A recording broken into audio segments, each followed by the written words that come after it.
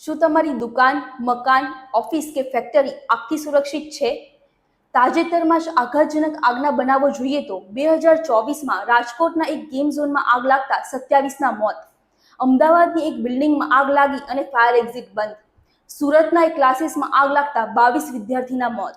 આવા બધા જ આઘાતજનક બનાવો બનવા પાછળનું કારણ શું? ઇલેક્ટ્રિક ફોલ્ટ, ફાયર એનઓસી વગરની કામગીરી કે ફાયર સેફટી માટેના સાધનોનો અભાવ?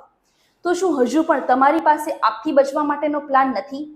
ફાયર સેફટી માટેના સાધનોનો અભાવ છે કે પછી તમારી દુકાન, ઓફિસ કે ફેક્ટરીના કર્મચારીઓને ફાયર સેફટીની ટ્રેનિંગ નથી મળી કે પછી તમારે ફાયર સેફટીનું ઇન્સ્પેક્શન કરાવવાનું હજુ બાકી છે?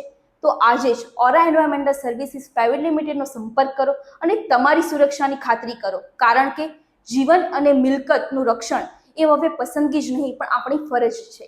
ધન્યવાદ.